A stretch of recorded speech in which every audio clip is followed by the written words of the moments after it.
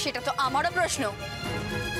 আপনারা যখন বলছেন যে প্রাসাদের বাইরে থেকে কেউ এসে গয়না চুরি করেনি, তাহলে প্রাসাদের ভেতরে কেউ এই কাজটা করেছে?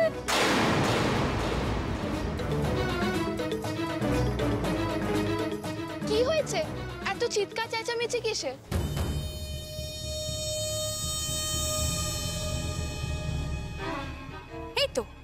এই তো আমার গয়না।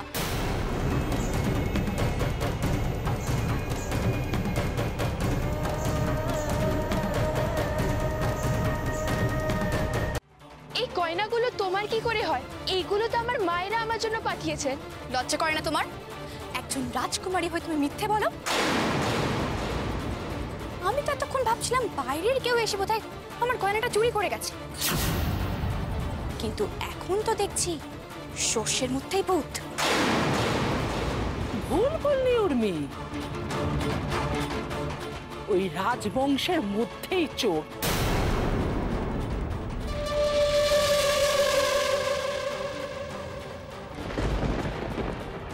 সাবধান উর্মিমালা, আমার সঙ্গে ভুলেও এভাবে কথা বলতে এসো না। ভুলে যেও না আমিও একজন রাজকুমারী। গয়না তোমার থেকে আমারও কিছু কম নেই। তা হয়তো আছে, কিন্তু সবই সস্তা দর।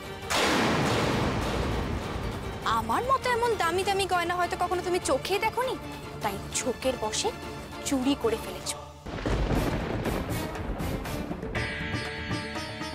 এসব তুমি কি বলছো উর্মিমালা?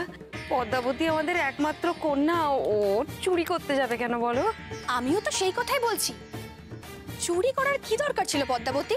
তুমি তো আমার একমাত্র ননদিনী, আমার থেকে চেয়ে নিয়ে পড়তে পারতে। কেন মিথ্যে অপবাদ দিচ্ছ?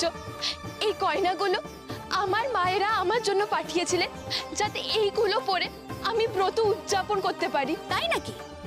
রানী মারা তাহলে আমার গয়নাগুলোই বেছে বেছে তোমাকে পাঠালেন? তার মানে তুমি কি বলতে চাইছো? চোখের সামনে যা দেখছি তাই বলছি। না না, এ হতে পারে না, এ কিছুতেই হতে পারে না, কিছুতেই না। দাঁড়াও, কোথায় যাচ্ছ? আগে এই গয়নাগুলো খুলে রেখে যাও।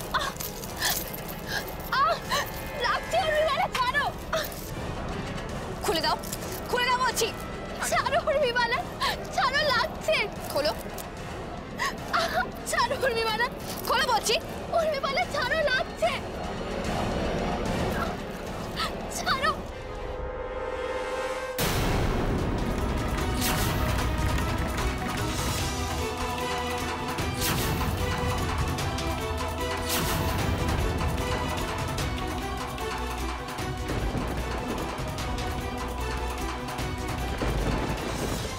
ওকে ছেড়ে দাও।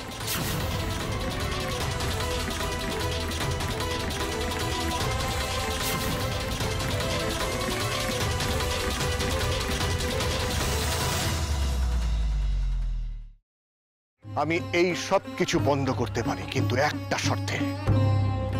তোমাকে আর দুর্গাকে আমাকে ছুঁয়ে কথা দিতে হবে, এর সাথে তোমরা কোনো যোগাযোগ আর রাখবে না। শোনো, আমরা এখনো তোমার মতন এতটা পাথর হয়ে যায়নি। তোমাকে ছুঁয়ে আমি এত বড় কথাটা। এটাই আমার শেষ কথা তোমাকে। দাদা ভাই, পুতুলটা না দিয়ে এসেছি। আস্তে, একেবারে বজরংবলী আন্টির হাতে দিয়েছো তো? না, আমরা তো দরজা দিয়ে গড়িয়ে দিয়েছি। ঘরে তো ঠাম্মু ছিল, তাই ঢুকতে পারিনি। মা ঘরে ছিল? এ বাবা, তা যদি মার হাতে পড়ে তাহলে তো মুশকিল। ওনার কোনো সর্দারজির সাথে পরিচয় ছিল? সর্দারজি? না। ঠিক আছে, আমি তাও বলবো আপনারা একটু ঠান্ডা মাথায় ভাবুন। আসলে আমার জানাটা খুব দরকার।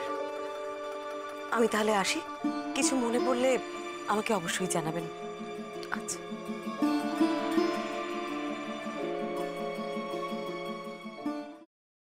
ফ্রাইং প্যানে Emami healthy and tasty refined rice bran oil গরম করে তাতে গোটা কালো সর্ষে আর কারি পাতা ফোড়ন দিয়ে ওর মধ্যে একে একে টমেটো কুচি, বাঁধাকপি বাটা, নুন, হলুদ গুঁড়ো, শুকনো লঙ্কা গুঁড়ো আর সামান্য চিনি দিয়ে ভালো করে কষিয়ে নিয়ে ওই মিশ্রণে কুড়িয়ে বেটে রাখা নারকেল, পাকা লঙ্কা কুচি আর কারি পাতা দিয়ে ভালো করে নাড়াচাড়া করে নামিয়ে নিয়ে নারকেলের স্লাইস, পাকা লঙ্কা স্লাইস আর কারি পাতা দিয়ে সাজিয়ে সার্ভ করুন বাঁধাকপির ঝাল।